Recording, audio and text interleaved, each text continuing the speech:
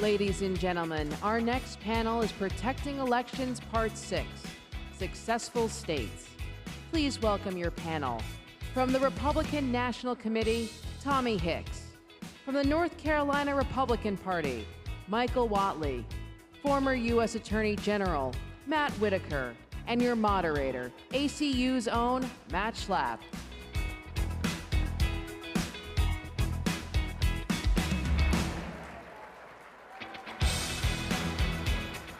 Thanks, everyone.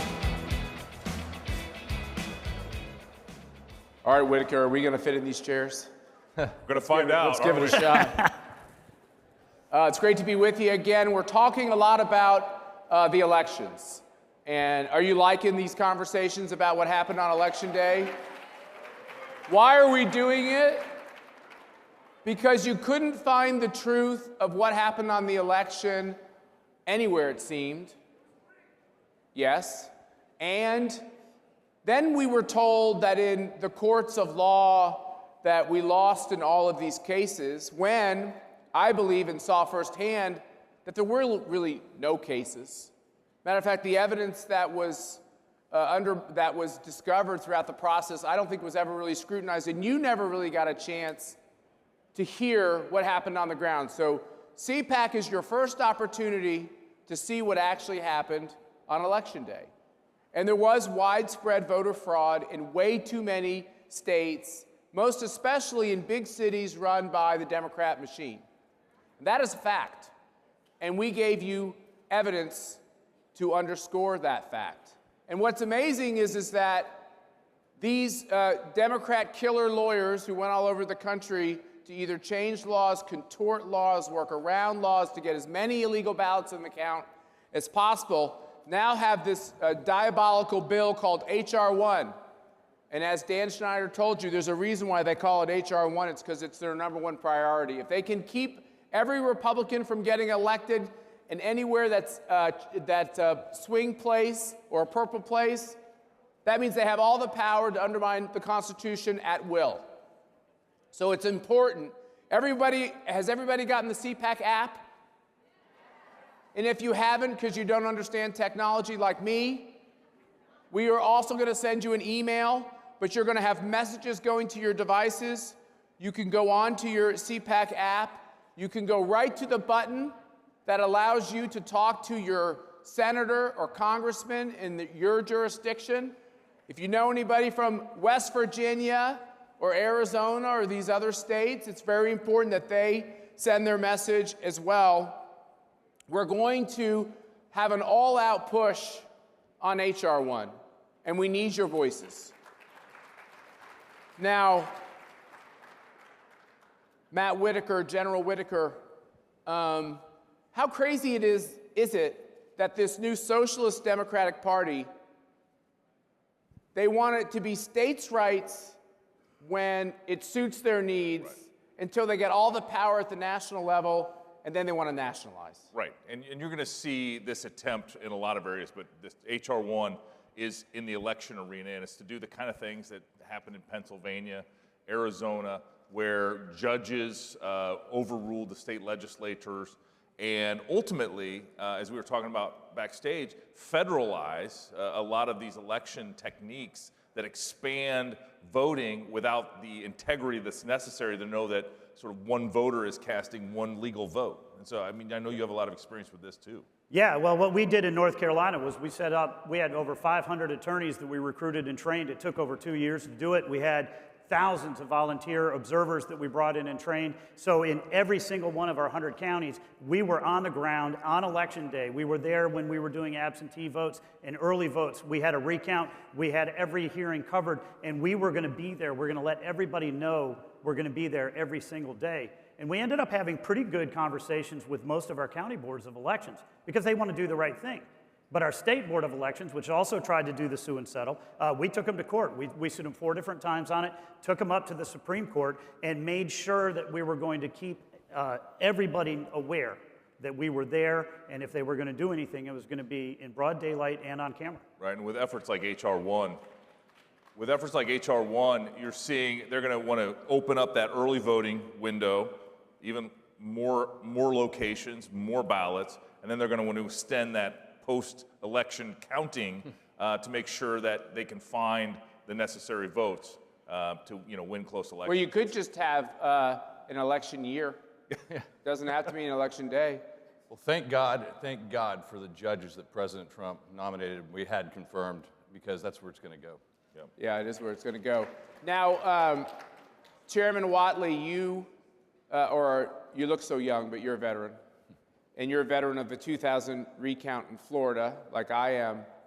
And we have all these kind of more establishment voices, even in our own party, which we're proud Republicans, telling us that voter fraud isn't a thing, that they don't ever go into a back room and use that dreaded term, steal it. In 2000, was anybody on the Bush-Cheney campaign worried that they might steal it? You know, I got to tell you, one of the greatest things about that 2000 recount was getting a chance to meet this guy on day 4 of the recount down in Florida. He has been fighting this fight since 2000 as well. And what was amazing then was it was really the first time that Republicans got down into the trench and fought. And we had 500 attorneys on site. We had several hundred attorneys. I was on a legal team in Broward County, and we knew if we were not there, they were going to steal it. We caught them with chads. We caught them with tape chads and with punch chads and all of these things. And now it's all electronic. But as Matt said, if we're going to have the voting that's going to stay open and we're going to have the counting that's going to stay open until they get the results that they need, then we're not going to have any assurity of that. And so it is so important for us. Absentee voting can work, but it has to work with voter ID. It has to work with you requesting a ballot, you getting a ballot, you filling it out, you signing it, you getting a witness, the witness signing it, you sending it in. It's not mass mailing of ballots out to everybody the way that we're seeing in California, New York, and other states. What we need to do is make sure that we are there and committed as a party on day 1. When I got elected in June of 2019, the first thing I did that month was set up a goal of getting those 500 attorneys. And everybody looked at me like, why are you doing this? We need to be lawyered up. And I'll tell you, the litigation costs and the work that the RNC has done to make sure that they have the resources there for all of the recounts are going to be absolutely important as we're moving forward. So when we talk about the 2000 recount, does any of you remember that Brooks Brothers riot? It's interesting. It wasn't a riot, just so you know. It was a protest. When Republicans protest, they call it a riot. When liberals riot, it's just a peaceful protest. It's just one of the things we got to deal with. But you know why we did that in Dade County? We did that because they took all those ballots away from the observers, behind doors with no windows, so they could finish up the count. Now, I know we're told in this day and age they might do something like that because they don't want anybody to catch a virus. But that virus actually isn't Chinese corona. That virus is election fraud. And Tommy Hicks, Florida was one of the states. I know Ron DeSantis started off CPAC the first day. He's not here now, but Florida is one of those states that did the right things immediately under Governor DeSantis. Yeah, within his first month of office, he weeded out corruption, fired a couple of election officials and he did a great job. And the RNC we're going to be much more proactive. We did really well in some states, North Carolina, Iowa, Florida. Florida State Chair Joe Gruters is going to be the chair of our Election Integrity Committee. We're really excited about that. We had our first call last Friday, but we were going to be proactive and make sure that everybody is confident that their vote counts. That's right. Now, Matt, you're originally from Iowa. Yes. And I met your... Proud Iowan. Proud Iowan. I met your parents on the campaign trail in Iowa. Yeah. Iowa did it right, too. Yeah, they did, but it's been a several-year process. They passed voter ID law, which means that you need a valid identification that they can compare to the voter rolls. And then it was kind of under the radar, but this year there was a huge battle in Iowa where a couple Democrat state auditors who run the elections sent out pre-filled in absentee ballot request forms to every single registered voter. And it included this unique PIN that only comes with your voter registration card. And so they sort of completed that process for someone to request that absentee ballot.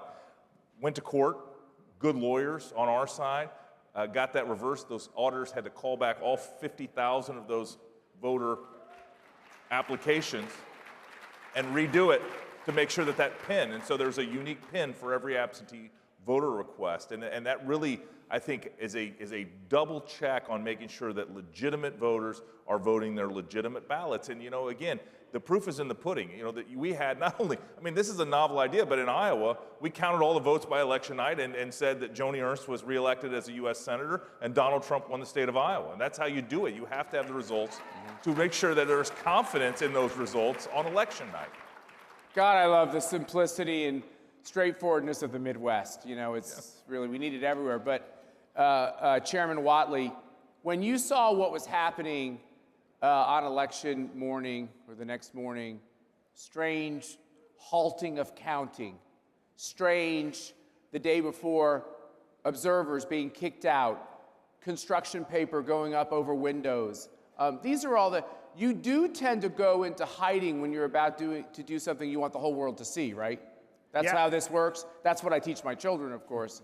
Right. If they go in the basement I haven't seen for 3 days, I assume they're doing something good, right? That's how that works? That's totally how it works, and that's one of the things that we were very proactive in doing is we spent significant amount of time with the Republican members of the county boards of elections. We had our attorneys that were out there, and we told them, we're going to be there. We had one county where we've had issues in the past. We called them and said, hey, we've got a team of attorneys we're going to have at your hearing tomorrow. When and where is it? They said, well, it's on the website. I know, but then I don't get to call and tell you I'm bringing a team of attorneys. So, we were going to be there. We made sure we were there. We had social media posts. We had everything else that was out there so that they knew if this happens, we were going to scream bloody murder. And unfortunately in North Carolina, because we put so much pressure on the system for a year in advance, it really came down to being a pretty clean election. Now, Tommy Hicks is from the great state of Texas, where I spent some time as a kid in Houston, and Texas was a little tighter this cycle. And Texas is always the story of the red state we're going to lose. Every cycle, we're going to lose it. Ted Cruz, they said, was going to lose to that, what is his name, Robert Francis or whatever, O'Rourke, Beto.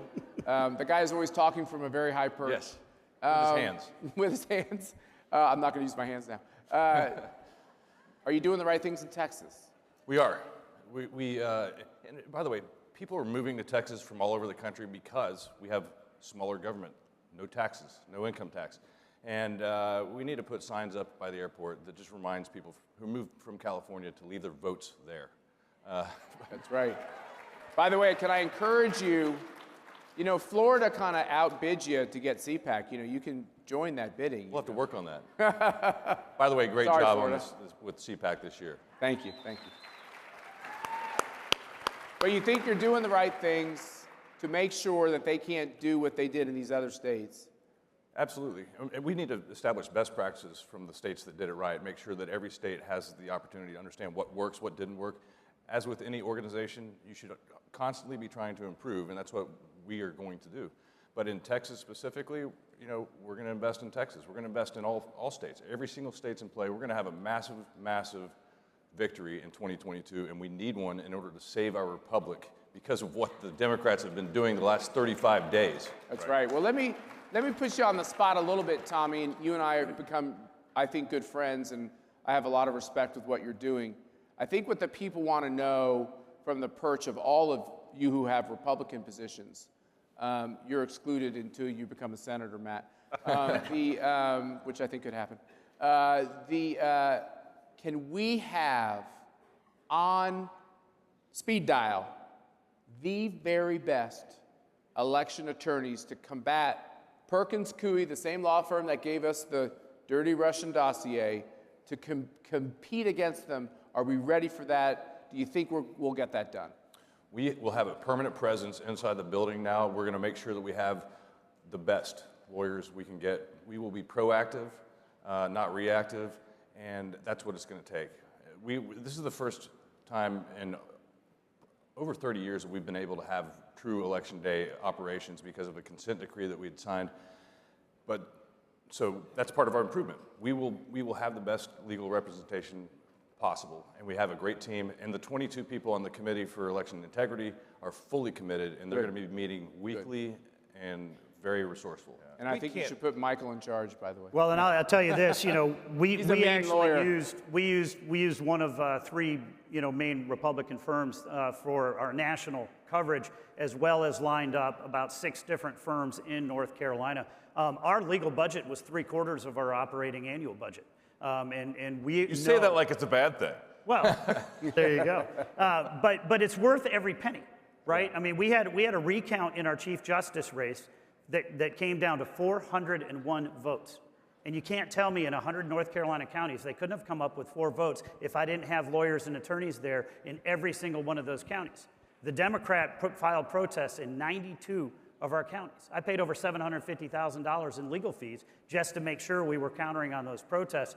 This is going to have to be part of the Republican establishment going forward. And I'm really glad that Ronna and Tommy and the RNC are committed to working to make sure that we have the legal resources that we're going to need, because this is going to be lawsuit after lawsuit after lawsuit. And that's just the reality. And the thing is, as you guys look at polls in your states and everything else, look at the states that held.